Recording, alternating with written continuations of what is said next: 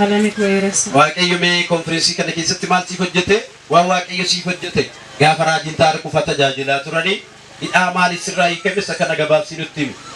Anaan garaana gubeeti delafa torbee lamaatiin acanna qaba. Kun anjatti ajee na tasaasa yeroo hundumaa. Bakka midhaanis nyaadheen beeku ol na deeba. Yeroo midhaan ijoolleen qopheessanii fidan ol na galagala.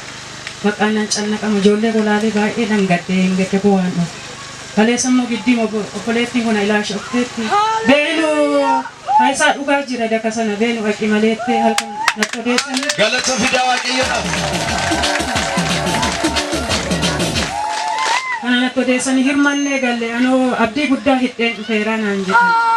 Abba galgala naa kadhatanii soddaa duukaa beenu malee neennaan ganama jajjabaadhee banii. Utumaan rakkadhuu mi'aa waaqamma sinnaan mi'aa yoo isaan fidan ol na galagala. Amma dhiiseetanii wayyaa koffadhee baheen ka'e. Amma ol dhufee asiiti tajaajilan utuma tajaajilanii anuuf hin beeku ol na ka'een gadi baa nama keessaa etuma ayyaan. Utuma isaan tajaajilaa kan tajaajilanii addana kanaan na gadhiise waa tokko. Waa tokko na gadhiise. Galata fidaa Waaqayyo.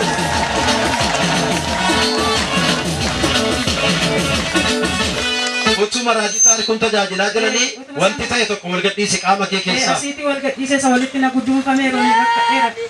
Achi na gadhiise amma utaalaati faarfadhaa jennaan ani hiikame samaayii gaheen faarfadhe. Dur dandeessee ol jettee illee gadi hin jettu dur. Gadi jedhee olii jechuun danda'a. Mee amma mee godhiitu nu agarsiisi mee ol jettanii. Isa iddootti nama deebisu Waaqayyo akka taphaa isaan mallee.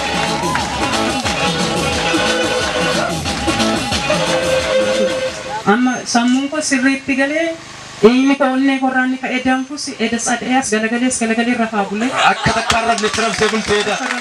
Isa inni banamaaf deebisu Waaqayyo.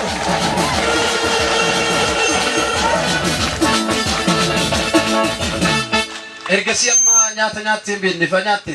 Ani kaleessa misaa irratti obboleettiin kos jirti na fudhattee galtee akka hin taane nyaadhee quufeen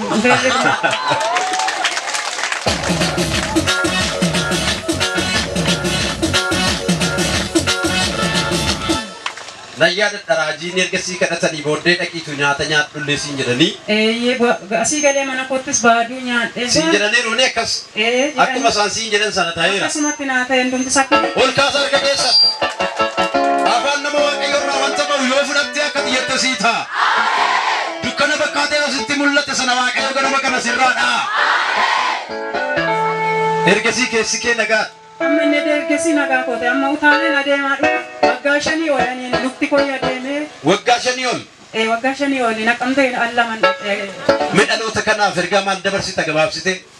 Dhaloota kanaaf gooftaa akka jabaatanii gara fuuldura isaanii ilaalanii karaa gooftaa qabatanii gooftaa akka jabaatan. Waaqa fayyisaa kana isaa dooktanii opereeshinii harki Waaqayyo opereeshinii hin qabu. Ani opereeshinii ta'e yaada opereeshinii tun ta'in fayyuman fayyi. Ingatan fayyanii abdii kutadheera. Amma opereeshinii toof shakkitee turte? Shakkeeraan itti hasaase baay'ee shakkeeraan. Baay'ee waan hin argees qabaanaan shakke baay'ee humnaa ol. Amma immoo ijoollonni jabaadhaa gooftaatti.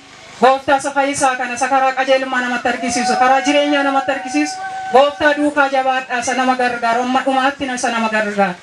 Galata baay'isaa ammallee gooftaadhaaf.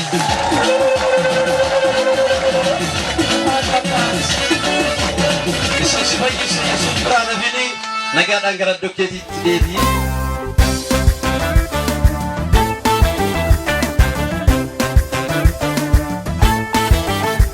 Nagaan koo isaa anaafi nagaan koo isaa anaafi nagaan koo isaa abdiin koo isaa anaafi abdiin koo isaa